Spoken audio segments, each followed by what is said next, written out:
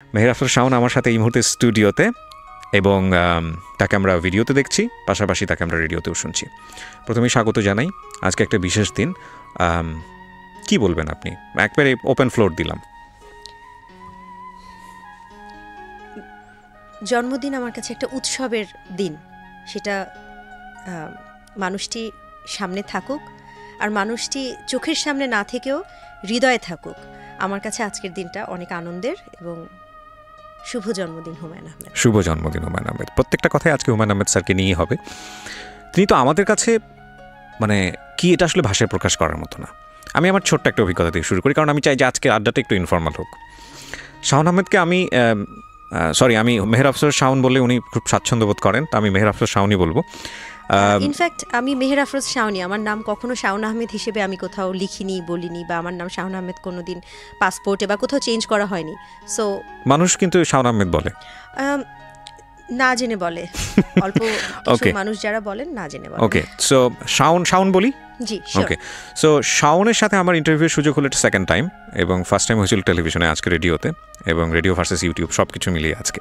তো আমি একটু ইনফর্মালি যেতে চাই। ইনফর্মাল বলছি এই কারণে যে হুমায়ুন আহমেদ আমাদের কাছে আসলে কোন জায়গাটায়, যারা পাঠক মানুষ তাদের কাছে আসলে বলার অপেক্ষা রাখে না। আমি প্রথম যখন ক্লাস 9-এ পড়ি, ওই সময়টাতে আমার আসলে খুব পাঠ্য বইয়ের বাইরে আসলে বই পড়ার সুযোগ তেমন একটা হয়নি। একেবারে গ্রামের অজপাড়াগে একটা স্কুলে পড়তাম। তো আমার মামার ছোটোখাটো একটা লাইব্রেরি ছিল। তো 3 মাস সময় থাকে এসএসসি পরীক্ষার পরে। ওই সময়টাতে খুঁজতে একটা বই পেলাম, একটু পড়ি, নামটাও পড়িনি। তো পড়তে ভালোই তো লাগে, 1 পাতা 2 পাতা 3 পাতা করে পড়লাম। পড়ার পরে গিয়ে আমি দেখলাম বইটার নাম হচ্ছে আমার আছে জল, যেটা পরবর্তীতে টেলিফিল্মও হয়েছে সম্ভবত, না আমি সিনেমা হয়েছে, রাইট। সো তারপর আমি হন্যে হয়ে খোঁজা শুরু করলাম এইরকম বই আর কোথায় আছে। দিন আমার পরে জানা হলো ইনি হচ্ছেন আমাদের শ্রদ্ধেয় হুমায়ুন আহমেদ। তো বাংলাদেশের এরকম অসংখ্য মানুষ আছেন যারা পড়তেন না, কিন্তু তারা হুমায়ুন আহমেদের কারণে পড়েন। তারা হুমায়ুন আহমেদের শুরু করেছেন, রবীন্দ্রনাথে গিয়ে ঠেকেছেন। তো এই কথাগুলো আসলে আমাদের কথা। আপনার কাছে হুমায়ুন আহমেদ কি, মানে হুমায়ুন আহমেদের সাথে পরিচয়টা, ফর্মাল পরিচয়, আর একটা হচ্ছে সহধর্মিণী হিসেবে যাত্রা শুরু। আমি প্রথমে ফর্মাল পরিচয়টার জায়গাটি যেতে চাই। খুব আশ্চর্যজনক হলেও সত্য, হুমায়ুন আহমেদের যেই বইটি আমি প্রথম পড়েছি সেই বইটির নাম আমার আছে জল। এবং আমি আমি ক্লাস 6-এ থাকতে প্রথম বইটা পড়েছি। আচ্ছা। আমাদের বাসায় বই পড়ার খুব চল ছিল। আমার মা খুব বই পড়তেন, আমার বাবা আগে অত বেশি পড়তেন না, এখন পড়েন। আমার ভাই খুব বই পড়তেন। আমার ভাইয়ের একটা আলমারি ছিল, যেটাকে আমরা হয়তো বা একটু লাইব্রেরির মতো রূপ দিতে পারি, কিন্তু আমি কেন আলমারি বলছি, ওটা সবসময় তালা দেয়া থাকতো। ওখানে হাত দেয়া আমার মানা ছিল, অনুমতি বিহীন হাত দেওয়া যাবে না। আমি খুব আগোছালো ছিলাম ছোটবেলা থেকেই। আমার ভাই খুব গোছালো ছিল, সবগুলো বই মলাট দেয়া ছিল, মলাটের উপরে লেখা থাকতো, এবং বই কেউ নিয়ে ফেরত দিল না, এই বিষয়টা আমার ভাইয়ের খুব একটা সিরিয়াস ব্যাপার ছিল। তা আমি প্রথম যে বইটা পড়ি ওটা চুরি করে, এবং চুরি করে তাড়াতাড়ি করে একবারে পড়ে শেষ করে ফেরত দিতে হবে। এখন আমি করেছি কি, আমার আছে জল বইটা পেয়েছি, আমি তখনও হুমায়ুন আহমেদকে চিনি না, বইটা পড়েছি। চিনি অবশ্য, নামে চিনি কিভাবে, তখন বিটিভিতে এইসব দিন রাত্রি আমি দেখেছি, বহুব্রীহি দেখেছি, অয়ময় চলছে এরকম একটা সময়। তো বইটা পড়ে যখন দিলু মরে গেল, আমার এতই রাগ হলো আমি বইটার কুচি কুচি করে ছিঁড়ে ফেলি। এখন আপনি অবস্থাটা বোঝেন যে ভাইয়ার আলমারি থেকে চুরি করে একটা বই নিয়েছি, যে এই বইটা ছিঁড়ে ফেলেছি। এখন আমি তো ক্লাস 6-এ পড়ি, ওই সময় একটা বই যে নতুন কিনে ওখানে রাখবো তার তো কোনো উপায় নেই। এবং সেই আলমারি, কাচের আলমারি, আগেকার আলমারি একটু মনে করে দেখেন, যেটি স্লাইড ডোর, যেখানে একটা এমন টাইপের কাটা দেওয়া একটা তালা থাকতো, ওটা কিভাবে করে যে আমি বের করেছি, এখন তো আমার মাথায় হাতে, এই টাকা আমি কোথায় পাবো যে একটা নতুন বই কিনে আবার ওভাবে মলাট করে রাখবো। যাই হোক, যেভাবেই হোক সেগুলো করেছি, কিন্তু তখন এই বিষয়টা আমার জীবনে এত ইম্পর্ট্যান্ট হিসেবে আসলে তখন ধরা দেয়নি, কারণ তখনও জানি না যে এই মানুষটির সঙ্গে আমার জীবনের একটা সবচেয়ে গুরুত্বপূর্ণ অংশটা কাটবে। কিন্তু পরবর্তীতে যখন হুমায়ুন আহমেদের সঙ্গে আমার কাজ করার সুযোগ হলো ওই ক্লাস 6-এই, তখন হুমায়ুন আহমেদের একটি ডকুমেন্টারি ফিল্ম, যেটার নাম জননী, সুইস ডেভেলপমেন্ট কর্পোরেশনের একটা ডকুমেন্টারি ফিল্ম, এটা ডিরেকশন দিয়েছিলেন নওয়াজিশ আলী খান।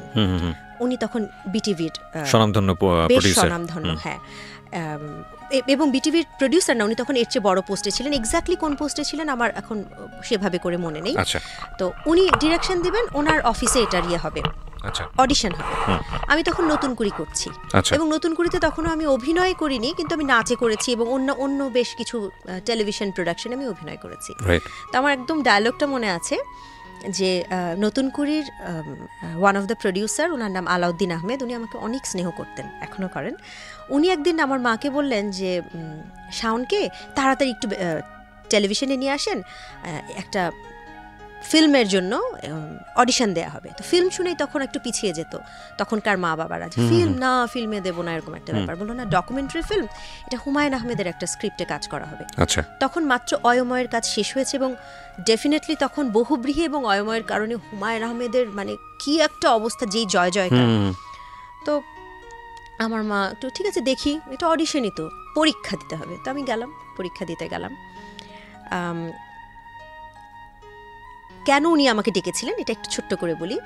আলাউদ্দিন আহমেদের একটি নাটকে আমি কাজ করেছি, আমার প্রথম যেই কাজটা, অভিনয়ের ক্ষেত্রে প্রথম কাজ।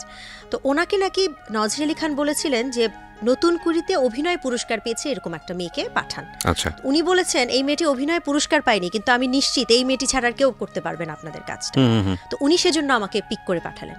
আমি গেলাম, আমি গিয়ে দেখি খুব আনইমপ্রেসিভ একটা লোক চেয়ারের মধ্যে পা তুলে বসে আছে, একদম গেও ভূত খ্যাতের মতো, ঢেলা ঢেলা শার্ট পরে এবং কন্টিনিউয়াস সিগারেট খাচ্ছে। তো পরবর্তীতে শুনলাম এই লোকটি হুমায়ুন আহমেদ, কারণ উনি, আমি যাওয়ার পর বলে, এই মেয়ে এদিকে আসো, এই স্ক্রিপ্টটা পড়ো, এই দুইটা ডায়লগ তুমি পড়ো। তো আমার ডায়লগটা মনে আছে, তেলের শিশি কই। উনি এই ডায়লগটাই আমাকে পড়তে দিয়েছিলেন এই কারণে যে তেলের শিশি পরপর দুটো স, অনেক সময় হয় না যে স্পন্টিনিয়াস উচ্চারণ না থাকলে সেটা নাটকে খুব প্রবলেম হয়। তো উনি আসলে আমার উচ্চারণের একটা, যে গ্রামের উচ্চারণগুলো আমি করতে পারবো কিনা। একটা ঢাকার ভিকারুন্নেসানন স্কুলে পড়া একটা মেয়ে, সে একদম গ্রামের খেতে পায় না, এরকম একটা চরিত্র করতে হলে কিভাবে তার ডায়লগগুলো চেঞ্জ করবে বা উচ্চারণগুলো চেঞ্জ করবে, এরকম একটা ছোট্ট পরীক্ষা নিয়ে বললো, হ্যাঁ হবে, ও পারবে, অনেক ভালো পারবে, কিন্তু শুটিং হবে ময়মনসিংহে, শুটিং হবে রাজশাহীতে, এবং ঢাকার বাইরে শুটিং করা মানে, এর আগে যেটা হয়েছে আমরা ছোটোখাটো যেসব নাটক করেছি বিটিভির, ছোট না বেশ, যেটাকে আমরা তখন বলতাম এ সপ্তাহের নাটক, ওগুলোর আউটডোর হতো সব সাভার। বিটিভি থেকে সকালবেলা বাসে করে সবাই সাভারে যেত, সারাদিন শুটিং করে বিকেলের মধ্যে চলে আসতো। সেখানে 4-5 দিন ঢাকার বাইরে থেকে শুটিং হবে, এটাও একটা মানে একটা টেনশনের ব্যাপার ছিল, যে আদৌ করবো কি করবো না, বাবা পারমিশন দেবে কি না, স্কুল থেকে কি হবে, কিভাবে যেন। আমার যেহেতু দাদা বাড়ি জামালপুরে, আমার ফুপুরা থাকতেন ময়মনসিংহে, এবং একটা ফুপুর বাড়িতে বেড়ানোও হবে, ফাঁকে ফাঁকে শুটিং হবে, এরকম একটা জায়গা থেকে আমি প্রথম হুমায়ুন আহমেদের সাথে কাজ করলাম। 1991 সালে আমি ক্লাস 6-এ পড়ি তখন। তো ওটা হচ্ছে আমার সাথে তার ফর্মাল পরিচয়, এবং ওটা ওইখানে কাজ করার পর আমার অভিনয়টা ওনার কাছে পছন্দ হলো, এবং অভিনয় পছন্দ হওয়ার পাশাপাশি উনি তখন, যেহেতু আমি নতুন কুড়িতে পুরস্কার পেয়েছি, উনি একদিন বললেন যে নতুন কুড়িতে কিসে পুরস্কার পেয়েছো, নাচে পুরস্কার পেয়েছি, উনি একদিন নাচ দেখলেন, গানে পুরস্কার পেয়েছি, উনি একদিন গান শুনলেন। এবং এই যে একটা অভিনয়ের সাথে গানের এবং নাচের একটা কম্বিনেশন, একজন নির্মাতা হিসেবে, যদিও উনি সেই নাটকটা উনি নির্মাণ করেননি, ওই ডকুমেন্টারিটা নির্মাণ করেছিলেন নওয়াজিশ আলী খান, কিন্তু ওনার ভেতরে তো একটা নির্মাতা মন ছিল।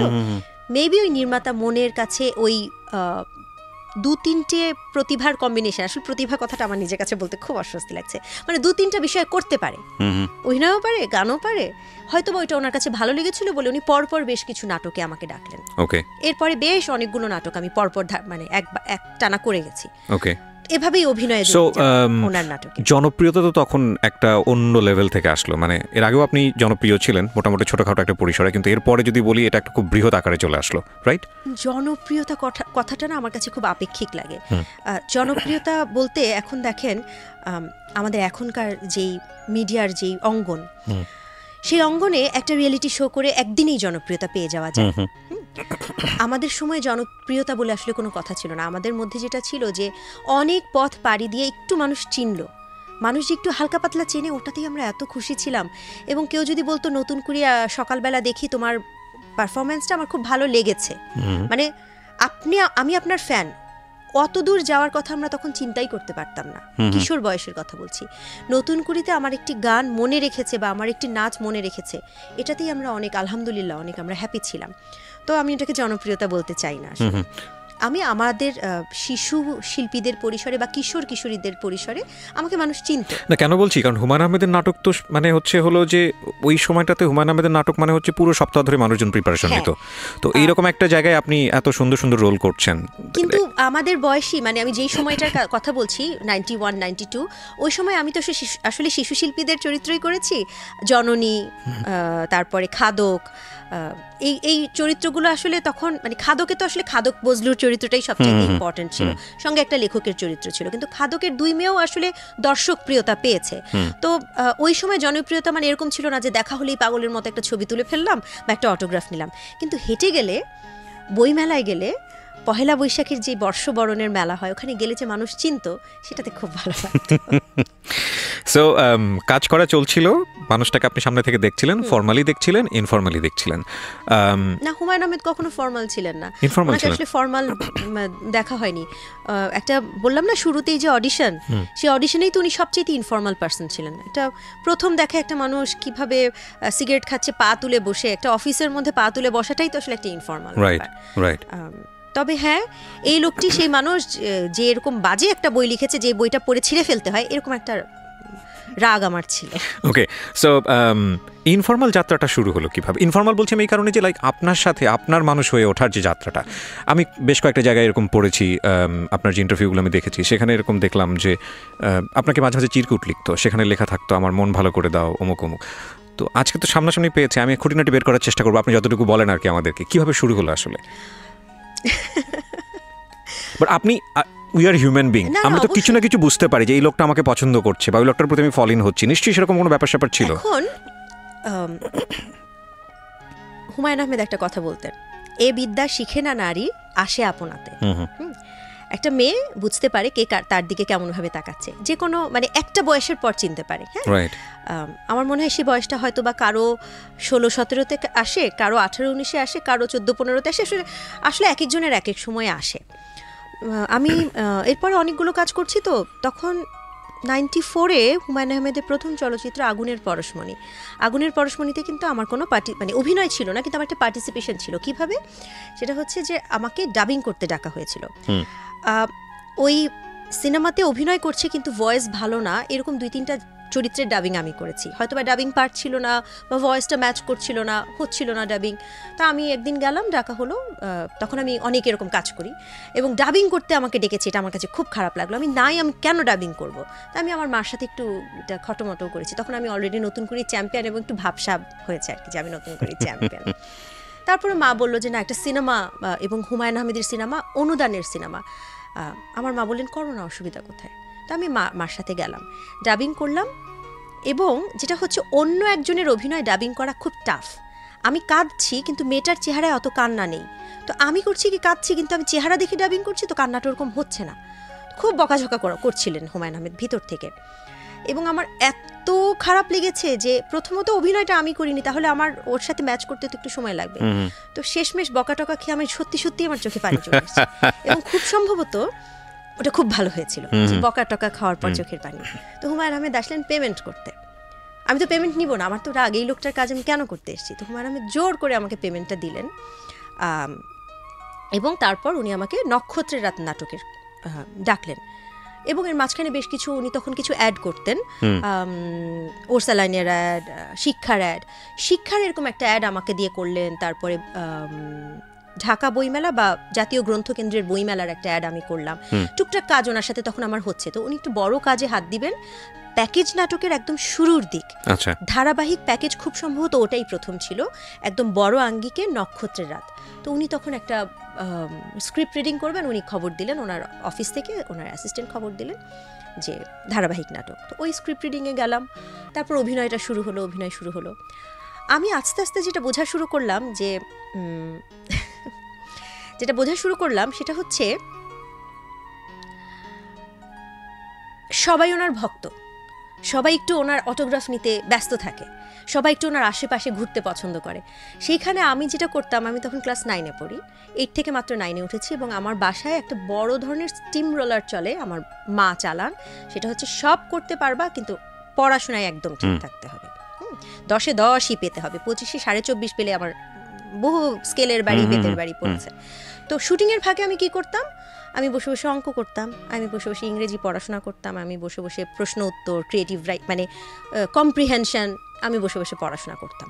তো আমি যেটা খেয়াল করেছি, এই লোকটা একটু পছন্দ হচ্ছে না বিষয়টা। একটা বিখ্যাত আমি মানুষ, আমার পাশে সবাই আমাকে ঘিরে টিরে থাকবে, এটা কি অন্য রুমে বসে অঙ্ক করে। তো উনি করতেন কি, এই শুটিংয়ের ফাঁকে যখন অফ টাইম আমি অঙ্ক করছি, উনি প্রথমে একটা লোককে দিয়ে একটা চা পাঠালেন, প্রোডাকশনের মানুষ। আমি চা খেলাম, তো বললো স্যার আপনাকে চা পাঠিয়েছে। আমার থ্যাংক ইউ। তো আমি তো আবার উঠে এসে আমি বোধহয় একটু বোকা টাইপের ছিলাম যে আমার যে ধন্যবাদ দেওয়া উচিত, হয়তো বা পরে যখন দেখা হচ্ছে আমি ওনাকে বললাম যে থ্যাঙ্কস, আপনি চা পাঠিয়েছেন। তারপরে সারাদিন এত পড়াশোনা করে কী লাভ, এরকম একটা চায়ের কাপে একটা চিরকুট। হ্যাঁ, তো আমি আগ্রহটা বুঝতে পারছি। ততদিনে কতদিন হয়েছে কাজের বয়স ওনার সঙ্গে? ধারাবাহিক নাটক 17 পর্বের, কিন্তু ওই নাটকটা আমরা কাজটা করেছি 6 মাস ধরে। না, কিন্তু হুমায়ুন আহমেদের সঙ্গে পরিচয় এবং ওই যখন চিরকুট পাঠাচ্ছেন হচ্ছে 91-তে, আর ওটা হচ্ছে 95। 4 বছর। ওকে, লং টাইম অবজার্ভ করার জন্য। ফাইন। তারপর তো আমি আগ্রহটা কোথায় বুঝতে পারতাম, গল্প করার আগ্রহ। মানে এটাকে একেবারে পট করে প্রেম আখ্যা দেওয়ার মতো বয়স আমার তখন হয়নি, বা ওরকম মনেও হয়নি। ওরকম মনে হবার মতো অতটা ম্যাচিওর্ড আমি ছিলাম না। কিন্তু আমি দেখতাম যে উনি গল্প করতে চান, গল্প করার একটা আগ্রহ, এবং প্রায় বলেন হয়েছে অনেক পড়াশোনা, চলো এখন আমরা একটু গল্প করব। তো অনেক মানুষ মিলে গল্প করছেন। গল্পগুলোর বিশেষ বিশেষ অংশ যে কাকে উদ্দেশ্য করে, যে এই অংশটুকু আসলে আমাকেই শোনানোর জন্য বলা হচ্ছে, এটা বোঝা যায়, বুদ্ধিমান হলে বোঝা যায়। ওকে ওকে ফাইন। তো তখন আপনার কেমন লাগতো? Very odd question. এটা খুব ইম্পর্টেন্ট মানুষের কাছে আমি ইম্পর্টেন্ট, ডেফিনেটলি ভালো লাগতো। কিন্তু ইউনো, একটা মানুষকে আপনি জানেন, শোনেন, একটা মানুষের সার্কামস্টান্সেস আছে, একটা মানুষের সারাউন্ডিং আছে, ভালো লাগার জায়গাটা তো কোনো লজিক নিয়ে আসে না। এটা প্রথমত ভালো লাগার জায়গাটা তৈরি হয়, কিন্তু ভালো লাগা এবং লজিকটা খুব পাশাপাশি থাকে। চিন্তা হতো না যে ভালো লাগাটা আসলে ঠিক হচ্ছে কিনা, বা এটা কোন দিকে যাচ্ছে। আমি কিন্তু বলেছি একজন আমাকে ইম্পর্টেন্স দেয়, সেই বিষয়টা ভালো লাগতো। ওকে, আমার তাকে ভালো লাগতো এটা কিন্তু বলিনি। ফাইন। আমার ভালো লাগার জন্য অবশ্য যে লজিক লাগবে এমন কোনো কথা নেই। সার্কামস্ট্যান্সেস চিন্তা করবার মতো জায়গা আসলে তখনও তৈরি হয়নি। রাইট। সো সার্কামস্ট্যান্সেস কিন্তু আসলে আরো একটা অনেক লম্বা বিষয়। রাইট। দায়িত্ব, এই মুহূর্তে আমার অবস্থান, এই মুহূর্তে আমার সামাজিক অবস্থান, পারিবারিক অবস্থান, আমার বলতে মিন করছি একজন মানুষের, এটা চিন্তা করবার জন্য কিন্তু আসলে আরো অনেকগুলো পথ পাড়ি দিতে হয়। রাইট। সো আমরা বলতে পারি যে একটা স্পার্ক হলো। আমার কাছে গুরুত্বটা ভালো লাগতো, মানে সামহাও উনি আমাকে ইম্পর্টেন্স দিচ্ছেন। সো এটা আমাদের সবারই ভালো লাগে, অবশ্যই। ওকে, কিন্তু সেই ভালো লাগাটা থেকে নিজের ভালো লাগা শুরুর জায়গাটা যদি আমরা একটু যেতে চাই, নিজের ভালো লাগাটা বা নিজের মনের ঘন্টা বাজার যে ব্যাপারটা, সেটা কবে নাগাদ শুরু হলো? ঘন্টা শব্দ করে কোনো ঘন্টা বাজেনি। So it was great decision actually. না বলেছি শব্দ করে কোনো ঘন্টা বাজেনি। আচ্ছা। ঘন্টাগুলো আসলে পায়ের নুপুরের টুনটুন রিনিঝিনি শব্দ থাকে না, খুব সফট শব্দ ছিল। না, কিন্তু আমাদের কাছে কিন্তু স্কুলের ঘন্টা অনেক সফট লাগে, যেহেতু যখন বাস্তাসে ঠিক আছে স্কুল ছুটি হয়ে গেল, ঠিক আছে, আমি মানে গুড অর্থে বুঝিয়েছি আর কি।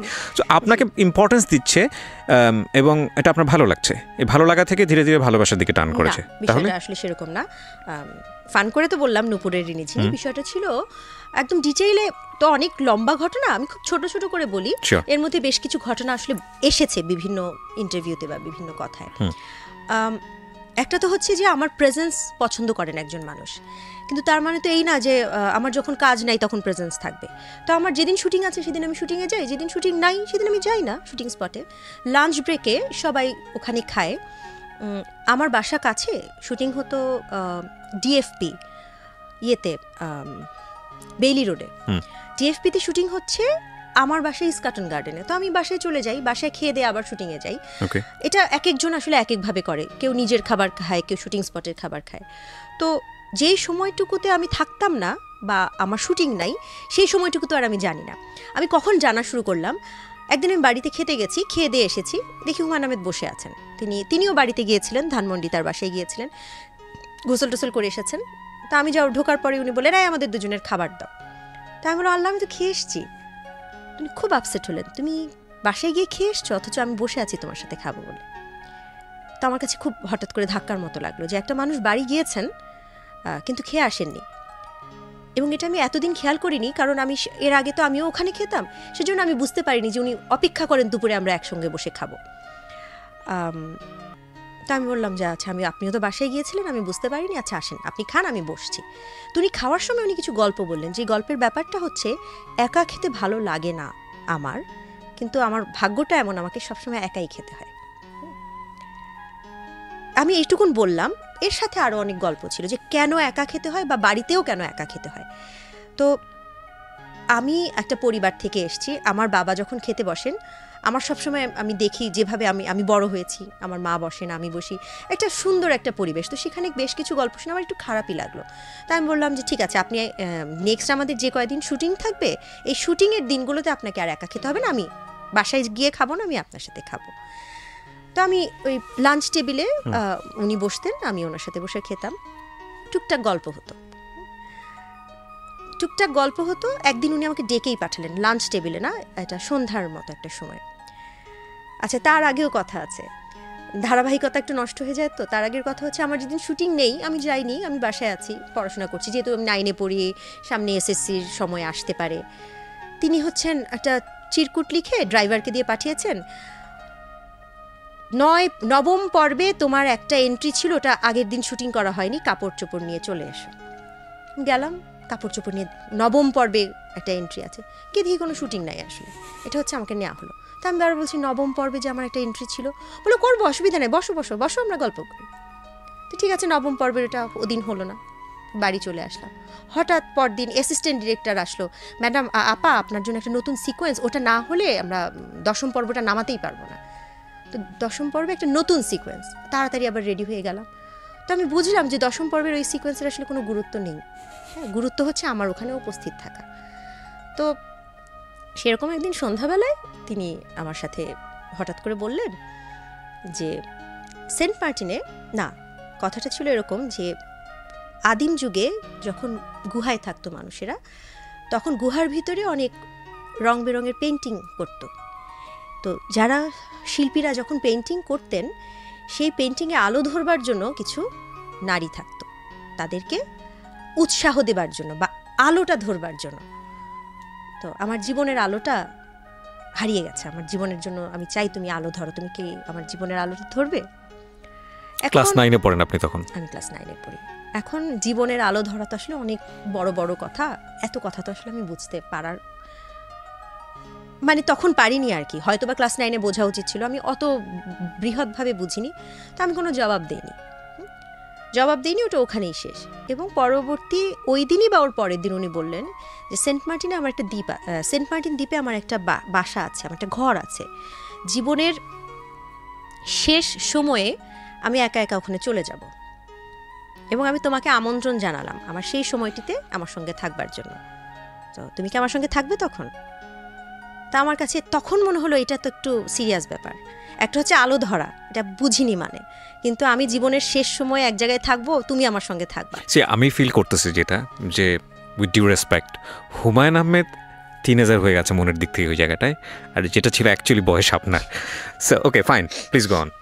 এখন এইটার উত্তর আসলে মানে আগেরটা তো আমি বুঝেইনি যেটার কি উত্তর দিব, তো এটা আমি একটু ভয় পেয়ে গেলাম, ঠিক ভয় পেয়ে গেলাম, কথাটা যেই অর্থে আমরা ভয় বলি সেই ভয় না, কি উত্তর দিব এই ভয় আর কি।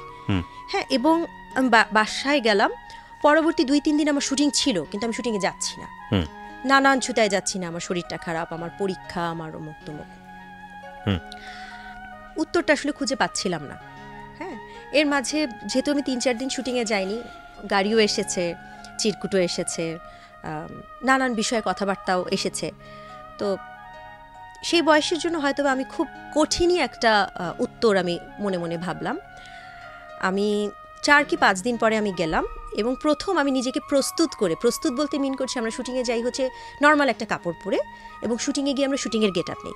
সেদিন আমি শুটিংয়ে গেলাম শাড়ি পরে গেলাম, এবং বেশ কাজল দিয়ে বলতে সেজে গুজে অর্থে না, চোখ ভরা কাজল দিয়ে আমি শুটিং স্পটে গেলাম, এবং আমি হুমায়ুন আহমেদকে বললাম আপনি তো উত্তরটা জানতে চাইছিলেন, আমি উত্তর দিতে এসেছি। তো তিনি তাকিয়ে আছেন, উনি বসে আছেন, আমি দাঁড়িয়ে আছি। আমি বললাম যে আপনি জীবনের যেই সময়টাতে একা একা সেন্ট মার্টিনে থাকবেন, আপনি যদি চান আমি তখন আপনার সঙ্গে থাকবো। ওকে, ভেবেচিন্তে উত্তর দিয়েছিলেন। সেই বয়সের ভাবনায় ভেবেছি। ফাইন, তাহলে তো বলার পরে আপনি একটা স্পেস পেয়েছেন, মানে কিছুক্ষণের জন্য হলো টাইম পেয়েছেন। নিয়েছি। রাইট। সো ওই সময়টাতে আপনার নিজের চিন্তা কি ছিল, কি হচ্ছিল নিজের মধ্যে, যে না আমি আসলে কি বলছি, কি রিপ্লাই দিচ্ছি? Cause it's a fact. না, অত কিছু বুঝবার মতো প্রথমত হচ্ছে যে সব বয়সের একটা মানসিক, মানে সব শারীরিক বয়সের একটা মানসিক বয়স থাকে। খুব সিরিয়াসলি চিন্তা করবার মতো মানসিক বয়স আমার তখন ছিল না। এখন আমি যেই উত্তর দিতাম তখন হয়তো বা মানে তখন সেভাবে ভাবিনি। আমার কাছে মনে হয়েছিল যে বিষয়টা কি ফান। হুমায়ুন আহমেদ কি আমার সাথে দুষ্টুমি করে প্রশ্ন করলেন? এর আগের আরও অনেক কিছু আমি রিভিউ করেছি, আর তখন আমার সঙ্গে গিয়ে কি থাকবে, এটার মানে যে বিবাহ শাদী করে ফেলা, এরকম আমার মাথায় আসেনি। আমার কাছে মনে হয়েছে একজন একাকিত্বে ভোগা লেখক। ব্যাপারটা খুব, যদি এভাবে বলি যে আসলে মানে মাইথোলজিক্যাল উপন্যাসে আমরা পড়ি না যে একজন মানুষ সমুদ্রের পাড়ে, সেই দ্বীপে কেউ নেই, উনি একাকিত্বে ভুগছেন, একজন সঙ্গী তার আসলো যে তাকে একটু সময় দেয়, যে তার সাথে একটু গল্প করে, তাকে একা সময় একটু গান শোনায়। আমার সেই রকম একটা, আমরা যেটাকে বলি হচ্ছে ওই ধরনের একটা সঙ্গী আমার মাথায় তখন হয়তো বা ছিল। ওকে, আমরা যদি একটু মানে আমাদের চিন্তা ভাবনার জায়গা থেকে প্রশ্নগুলো করছি আর কি, কারণ বিষয়টা তো একেবারেই আপনার, ভালো লাগার জায়গাটা তো একেবারেই আপনার। একটা যেটা হচ্ছে যে হুমায়ুন আহমেদের সেই সময়টা থেকে তিনি পারিবারিকভাবেও একা হয়ে গেছেন এরকম, নাকি একটা সমস্যার মধ্যে ছিলেন যেটা আপনি জানতেন? এই উত্তরটা আসলে না আমার জন্য দেয়াটা অনুচিত। হ্যাঁ, আমি উত্তরটা জানি, কিন্তু এই উত্তরটা আসলে যদি হুমায়ুন আহমেদ দিতেন সেটা ভালো, সেটা সবচাইতে সুন্দর হতো, সবচাইতে শোভন হতো এবং সবচাইতে অথেন্টিক হতো। উত্তরটা আমি জানি। ওকে, আপনি জানেন, এবং আমাদের জায়গা থেকে কারো কারো জানা, কারো কারো অজানাই থাকলো, তবে এটাও একটা উত্তর, এবং থ্যাঙ্কস ফর দ্যাট। আমি তখন আপনি ঠিক আছে এই মানুষের সঙ্গে থাকছেন, মানুষের প্রতি আপনার তখন কি ভালোবাসা জন্মেছে নিজের মন থেকে, নাকি তখনও ঘোরের মধ্যে আছেন? ভালোবাসা কিনা আমি বুঝতে পারিনি, কারণ আমি কোনোদিন তাকে আমি ভালোবাসি এই কথাটা বলিনি, বা আমি কোনোদিন চিঠি লিখিনি। সুতরাং এটা আমার দিক থেকে কি ভালোবাসা কিনা আমি জানি না, কিন্তু আমি এটুকুন বুঝতে পেরেছি এই মানুষটি আমাকে ভালোবাসে। এই মানুষটি যে আমাকে ভালোবাসে সেটা প্রকাশ করবার জন্য তিনি ব্যাকুল হয়ে আছেন, এবং তিনি নানানভাবে প্রকাশ করছেন। সেই প্রকাশটা খুব প্রকাশ্য ছিল। আপনি কি সিরিয়াস? আমার কাছে না, নক্ষত্রের রাত নাটকটির গল্প বললাম, এই নক্ষত্রের রাতের সেটে যারা উপস্থিত থাকতেন তাদের সবার কাছেই প্রকাশ। হ্যাঁ, আমরা মাঝে মাঝে এরকম দু একটা ইন্টারভিউ পড়েছিও, উনি ভীষণ রেগে যেতেন যদি আপনার হাত ধরে কেউ শর্ট দিতে পারে, এরকম শুনেছি, মানে আই এম নট শিওর। ওকে, তো আপনি কি সিরিয়াস হয়েছিলেন যে উনি যে বলছে সেটা আসলেই ভবিষ্যতে হতে যাচ্ছে, বা সেন্ট মার্টিন এরকম থাকবো, ঠিক আছে যদি থাকা হয়তো থাকবো, এরকম কোনো ব্যাপার স্যাপার ছিল, নাকি জাস্ট বলার জন্যই বলা? আসলেই কি একজন লেখক জীবনের শেষ মুহূর্তে সেন্ট মার্টিনে একা গিয়ে থাকবেন?